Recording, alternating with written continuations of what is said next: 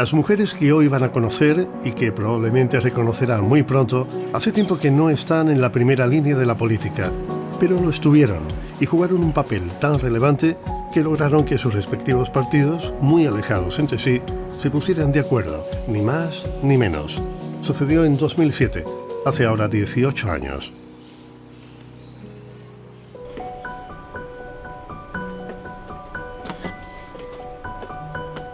Como cualquier otro año, también 2007 vino repleto de noticias. Comenzó el juicio por los atentados del 11M y se dictó sentencia.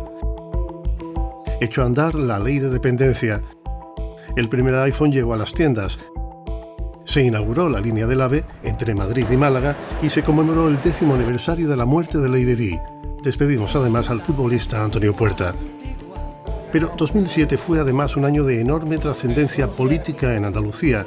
El domingo 18 de marzo se aprobó en referéndum la reforma del Estatuto de Autonomía. Los ciudadanos han aprobado con un sí rotundo su nuevo estatuto, pero con la participación más baja de la historia de la Este nuevo estatuto, más amplio y con mayor alcance jurídico que el texto aprobado en 1981, recoge un importante catálogo de derechos sociales. Por ejemplo, el artículo 10, donde se establece que la comunidad autónoma propiciará la igualdad de hombres y mujeres, o el artículo 16, que garantiza la protección integral de las mujeres frente a la violencia de género.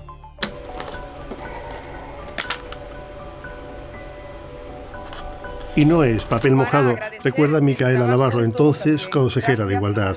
El articulado del nuevo estatuto daba la cobertura necesaria a una futura legislación andaluza que a su vez se habría de desarrollar al amparo de la Ley de Igualdad recién aprobada a nivel estatal. Partíamos en Andalucía precisamente de una base que no había en otras comunidades autónomas. Por ejemplo, los planes integrales que ya se desarrollaban desde el Instituto Andaluz de la Mujer. Lo que ahora se proponía era una legislación transversal que garantizara una adecuada formación educativa de hombres y mujeres, que atendiera a la salud y al bienestar, que fomentara el empleo en condiciones de igualdad y que consolidara el derecho a la conciliación laboral y familiar. Las políticas sociales no son políticas de igualdad, pero son las mejores políticas de ayuda a las familias. Y como dentro de las familias quien más dificultad sigue teniendo todavía hoy son las mujeres, afecta de manera beneficiosa y directa en primer lugar a las mujeres. En definitiva, dar forma a un propósito compartido, a izquierda y a derecha, nos dice la exparlamentaria del Partido Popular, Begoña Chacón, y hacerlo aún partiendo de posiciones políticas muy diferentes. Teníamos un catálogo de buenas acciones, pero que había que convertirlo en ley. Estábamos en las antípodas, ideológicamente hablando, pero que fuimos capaces de sentarnos, de trabajar muy duramente para que estas leyes salieran con el respaldo de todos. Y entre todas lo conseguimos. Promover la igualdad allá donde fuera necesario, también en el mundo rural, donde las diferencias eran notables, confiesa la exdiputada andalucista Carmen Pinto, alcaldesa que fue de su pueblo, Palenciana, al sur de la provincia de Córdoba. Carmen, que se recupera poco a poco del ictus que sufrió hace 3 años, incide en la necesidad de cambiar el modelo familiar y laboral existente. En la casa, las mujeres, todo lo haciendo las mujeres. La comida, la ropa, los niños, todo, pues encima hacían más cosas que los hombres. Las mujeres ya se siente algo más que antes. Cuando hay que hacer algo bueno, hay que hacerlo. O lo que es lo mismo, hacer de la política un ejercicio útil. Elia Maldonado, que hace 18 años era ponente del Grupo Socialista en la Comisión de Igualdad del Parlamento Andaluz, recuerda que más allá de las diferencias, el afán por llegar al consenso existió desde el primer momento. Y yo creo que coincidíamos todos en que la igualdad no estaba conseguida. No es la igualdad de los géneros, es la igualdad de las oportunidades que al 52% de la población nunca se les dio. Y este consenso en que esto era objetivo a conseguir, que esto no se discutía, yo creo que fue el núcleo gordiano para conseguir ese consenso en las leyes. Ningún grupo presentó enmiendas a la totalidad a los proyectos legislativos del Gobierno y eso permitió agilizar el trámite parlamentario, lo que no quiere decir que no hubiera discrepancias. De hecho, los grupos de la oposición presentaron decenas de enmiendas parciales. La negociación se prolongó durante meses. Hablar mucho, para que todo se hiciera bien. Tiene mucho que ver también con las personas que dialogan y que debaten esa cuestión en concreto. En noviembre de 2007, el Parlamento de Andalucía aprobó en una sola jornada y por unanimidad la Ley de Igualdad y la Ley contra la Violencia de Género. La política ha cambiado muchísimo. Es verdad, yo recuerdo con añoranza aquella época. Que el debate político, por muy intenso que haya sido, deje un buen recuerdo, tiene su importancia. Quizá por eso cuando el programa Los Reporteros se les propuso reunirse aquí en este Parlamento, después de tanto tiempo, accedieron de inmediato.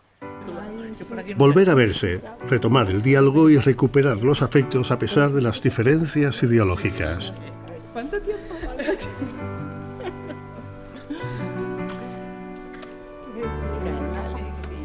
Y hacer todo eso en el lugar idóneo.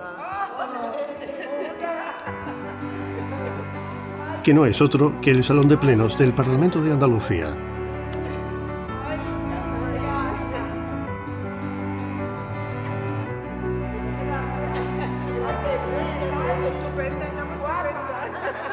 Porque fue aquí donde hace casi 2 décadas lo que quizá hoy nos parecería improbable, entonces fue posible. Bueno, ¿quién no iba a decir después de tanto tiempo, no? Hoy que las leyes cumplen mayoría de edad. Así es. 2 leyes fundamentales, como fue la Ley de Igualdad y la Ley de Violencia de Género. 2 leyes que siguen vigentes, ¿verdad? Que podemos hablar todavía de los avances que ha habido y de lo que queda por hacer. Mucho camino. No, y es verdad que además yo creo que a partir de esas leyes también se asumió la igualdad como algo natural. La verdad es que era una cosa que hace mucho tiempo que no sabía eso, y entonces lo hicimos porque hacía falta que se hiciera y todos estaban en acuerdo. Estábamos de acuerdo, es verdad. A veces llegar a un acuerdo o llegar a negociar costaba. Las personas que estamos aquí, yo creo que no tenemos ninguna duda que trabajamos muchísimo y negociamos, yo creo que todo lo que pudimos, incluso convenciendo a nuestros propios grupos para decirles, oye, que esto es lo mejor. Y yo misma, ella le decía yo que no y que no. Y al final todos estábamos de acuerdo. Pero porque cuando se trata de llegar a acuerdos y a consensos, todo el mundo tiene que ceder un poquito. Pero había consenso entre nosotras y yo creo que viajábamos en una misma dirección y eso nos daba mucho poder también, ¿no? Era la fuerza, ¿no? Es decir, sí. Un punto de partida. Un punto de partida. Y eso lo tenemos que llevar a gala, yo creo que todas las que estamos aquí. Bueno, han pasado 18 años, pero el tono de cordialidad permanece intacto, lo que da una idea bastante precisa del grado de entendimiento que alcanzaron 4 partidos políticos de signo muy contrario, pero con una voluntad unánime: aprobar en este Salón de Plenos y en un solo día la Ley contra la Violencia de Género y la Ley de Igualdad. Este grupo de exdiputadas jugó un papel muy relevante, un papel determinante en la aprobación de esa ley. Pero en este emotivo reencuentro falta alguien, y alguien que fue muy relevante, indispensable incluso para forjar el acuerdo que finalmente se produjo. Hablamos de la diputada de Izquierda Unida, Concha Caballero, que falleció víctima de un cáncer fulminante hace ahora 10 años. Concha Caballero era una persona extremadamente dialogante, con las ideas muy claras, muy feministas, y luego además tenía un añadido que era educadora. Y ella siempre empezaba su discurso con la importancia de que la igualdad entrara desde abajo, desde la educación.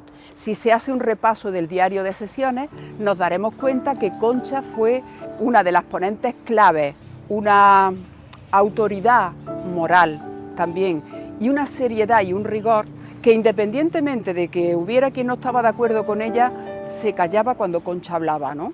Aunque seamos totalmente opuestas y hayamos pensado de forma distinta en muchos temas políticos, te puedo decir que ha sido con una de las personas de Izquierda Unida que más acuerdos he llegado con ella, ¿no?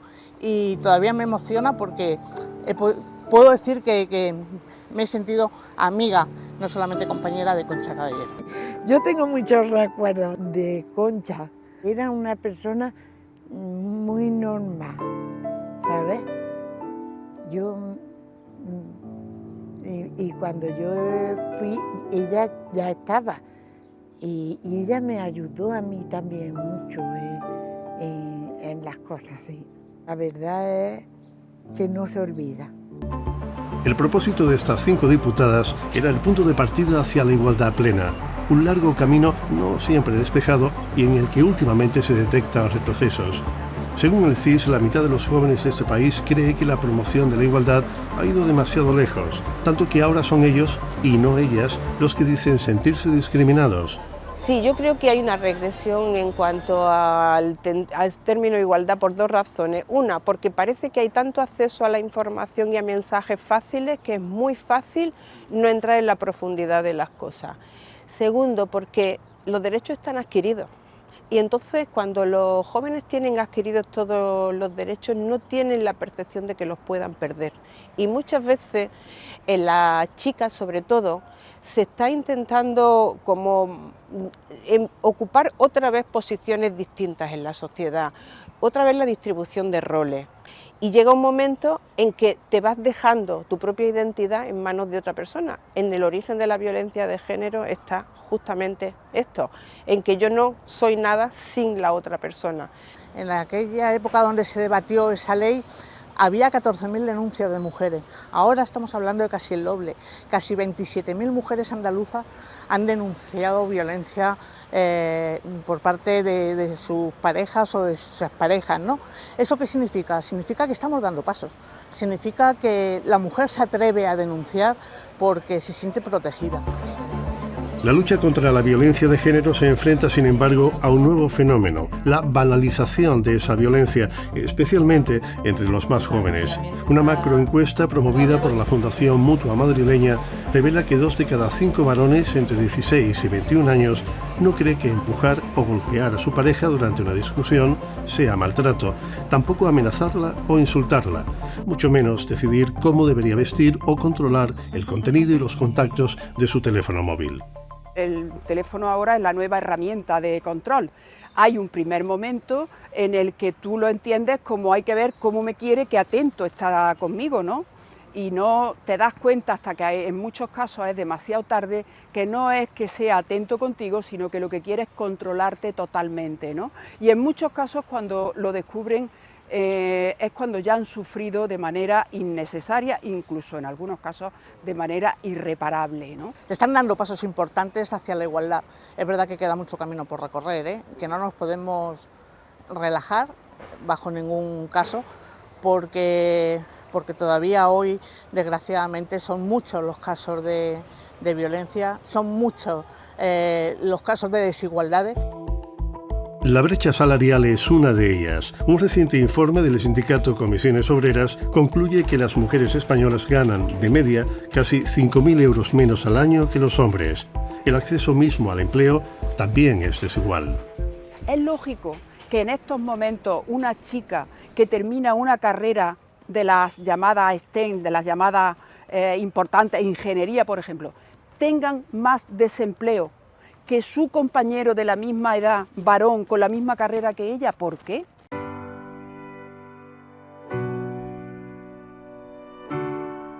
El debate que el programa Los Reporteros ha resituado en el Parlamento andaluz merecería más espacio, pero el tiempo apremia.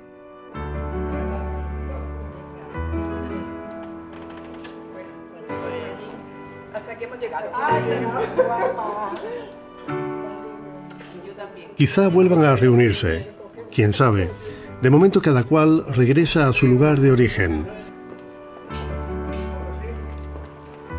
Carmen Pinto parte hacia Palenciana, la localidad cordobesa de la que fue alcaldesa durante varios años.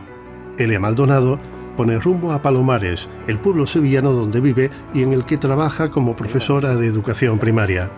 Micaela Navarro disfruta de su jubilación entre Sevilla y Andújar, su localidad natal.